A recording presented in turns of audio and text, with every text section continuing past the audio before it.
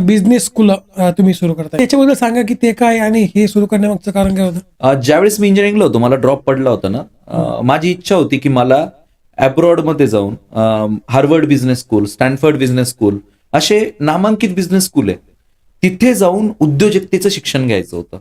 आणि ते माझं स्वप्न होतं, परंतु ऑलरेडी नापास झालेलो आणि पॅरेंट्सला मी कन्व्हिन्स करू शकत नव्हतं आणि तशी परिस्थिती नव्हती, एवढे पैसेही नव्हते लाखामध्ये कोटीमध्ये पैसे घालून तिथे जाऊन बिझनेस शिकायचा. पण माझा एक अभ्यास होता की जेवढे काही टेक्निकल स्टार्टअप्स आहेत, जेवढे काही मोठे मोठे जे उद्योजक घडताय, ही मोस्ट ऑफ द येत आहेत किंवा जे बिझनेसमॅनची मुलं आहे जे शिकताय ते या बिझनेस स्कूलमधून शिकताय. मग नक्कीच तिथली काहीतरी एज्युकेशन सिस्टीम वेगळी आहे. वेगळी असेल. म्हणून मी ते शिकण्यासाठी मला तिथे जायचं होतं आणि त्यावेळेस ते मला शिक्षण भेटलं नाही आणि मनामध्ये ती खंत होती. आणि त्यामुळे मला जवळपास माझं स्वतःचा सक्सेसफुल बिझनेस करण्यासाठी 9 ते 10 वर्ष लागले. काही ठिकाणी मला नोकरी करावी लागली.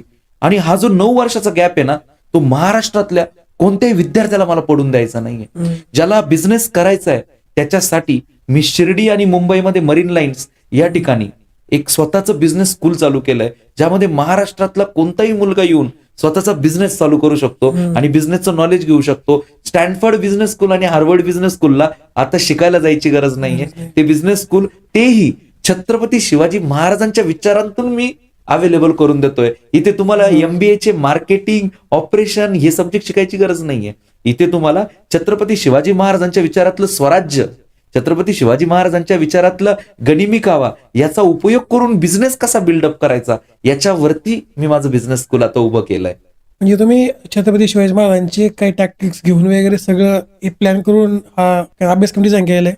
हा प्रसाद सर, मला तुम्हाला सांगायला अभिमान वाटेल, म्हणजे अंगावरती शहारे येत आहेत माझ्या राजांनी जे केलंय ना, ती या जगात कोणीच नाही केलेलं.